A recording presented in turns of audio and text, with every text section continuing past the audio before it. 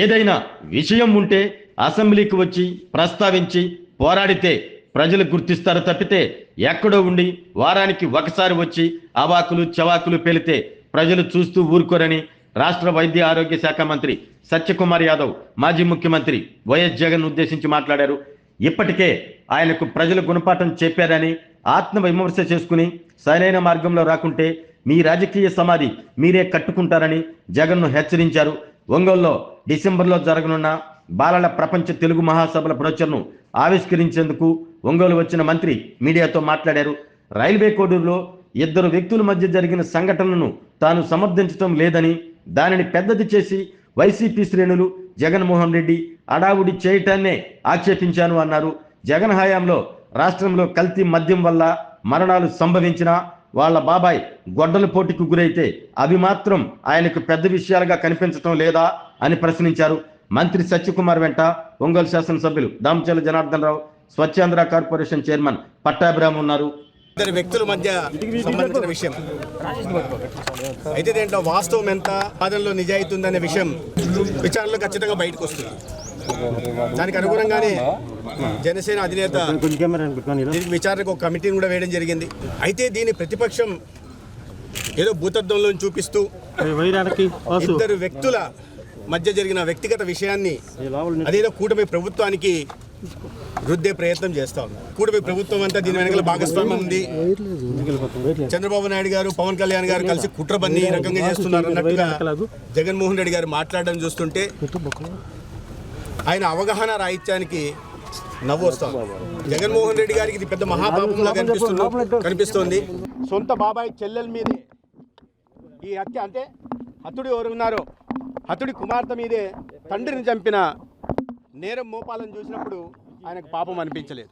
Land titling act తెచ్చి లక్షల ఎకరాల ప్రభుత్వ భూముల్ని కానీ, అటవీ భూముల్ని కానీ, వివాదాస్పదమైన ప్రైవేట్ భూముల్ని కానీ ముందుగానే గుర్తించి దానికి తనకు అనుకూలంగా పనిచేసే రిటైర్డ్ అధికారులను నియమించి ఆస్తుల్ని కొట్టేయాలని చూసినప్పుడు జగన్మోహన్ రెడ్డి గారికి అది పాపంలాగా కనిపించింది. తన సొంత ఖజానా నింపుకోవడం కోసం ఒక నాణ్యత లేని మద్యాన్ని తయారు చేసి సొంత బ్రాండ్లను పెట్టి, సొంత డిస్టిలరీలను పెట్టి లక్షల కోట్ల వ్యాపారం చేసి ఆ నాణ్యత లేని మద్యం తాగిన కారణంగా అనేక మంది అసూలు బాపిన విషయం కానీ, వేల మంది ఇవాళ కాలేయ వ్యాధితో, కిడ్నీ వ్యాధితో బాధపడుతున్న విషయం కానీ ఆయనకు మహాపాపంగా కనిపించట్లేదు. అటువంటి పనులు చేస్తే తప్పు లేదు, కానీ ఇద్దరు వ్యక్తుల మధ్య ఏదైనా జరిగితే దాన్ని మహాపాపంలాగా చూపి దానికోసం ప్రెస్ కాన్ఫరెన్స్ పెట్టి ప్రజల సమస్యల మీద ఎక్కడన్నా ఏ రోజైనా బయటకు వస్తున్నారా, ప్రజా సమస్యల మీద గలం విప్పుతున్నారా, అసెంబ్లీకి వచ్చి రాష్ట్రంలో ఉంటున్న విషయాల మీద మాట్లాడుతున్నారా, లేదా ఏదైనా అధికార పక్షంలో ఏదైనా తప్పు జరిగి ఉంటే దాన్ని లేవనెత్తుతున్నారా?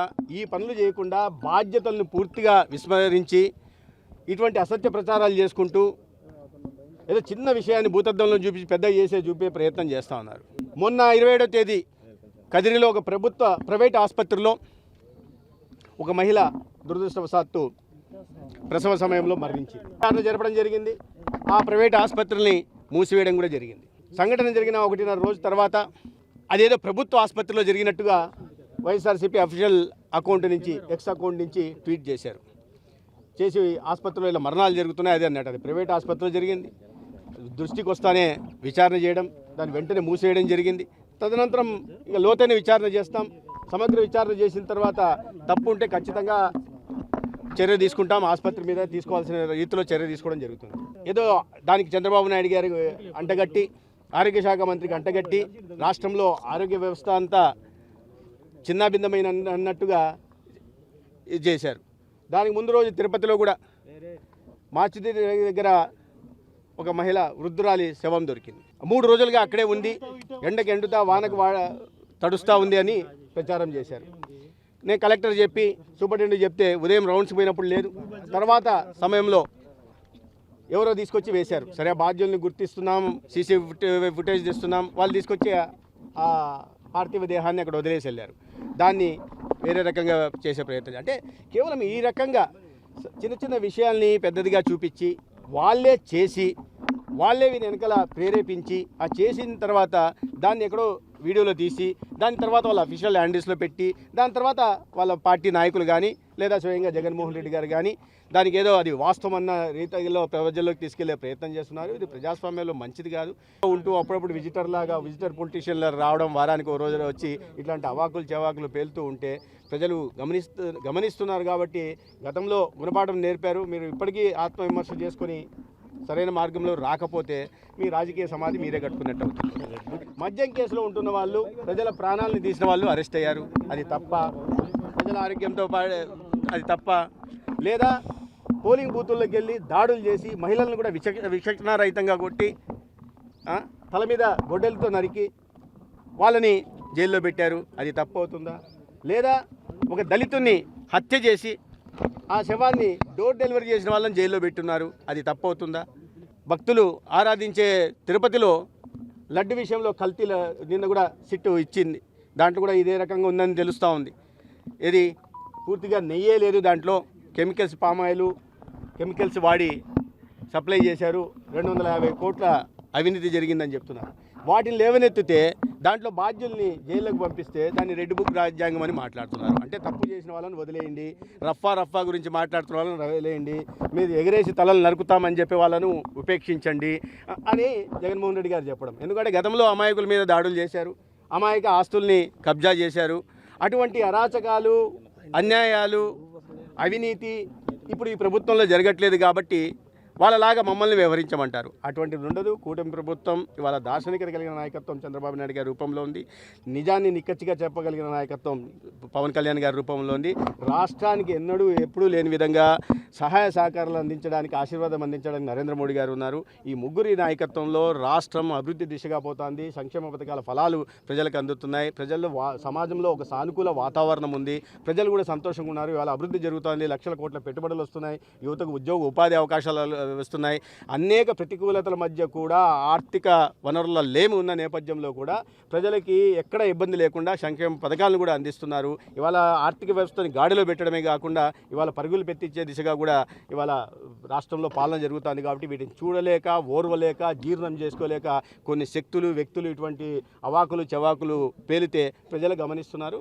వారు దానికి వారి భాషలోనే సమాధానం. ఆరోగ్యమే మహాభాగ్యం అంటారు, కానీ ఆరోగ్యాన్ని నమ్మకంగా కాపాడే స్థానం ఎక్కడ? ఇది ఒంగోలులో మీకు దగ్గరగా మన Venkataramana nursing home private limited. Caring your life 54 ఏళ్ల విశ్వాసంతో ఇది ఒక హాస్పిటల్ కాదు, ఇది ఒక విశ్వాసం. 3 తరాలుగా వేలాది కుటుంబాలను ఆరోగ్యంగా నిలిపిన ఆదరణ.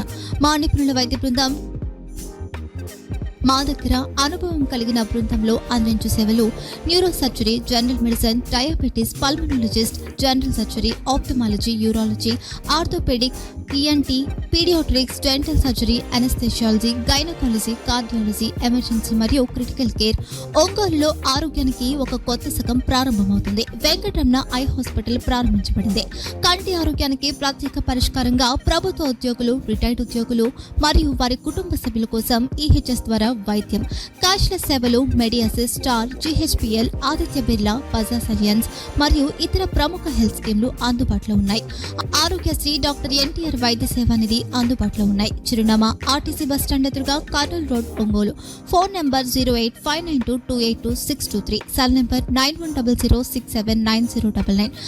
Eye hospital number 9866484770. Website www.venkatramananursinghome.com. Facebook www.facebook.com/pkrnh. Venkataramana nursing home, 3 తరాల విశ్వాసం, నూతనతతో కూడిన సేవ. మేము కేవలం చికిత్స చేయము, మేము శ్రద్ధ వహిస్తాం, పరిరక్షిస్తాం. సేవ చేయడం మాకు ధ్యేయం.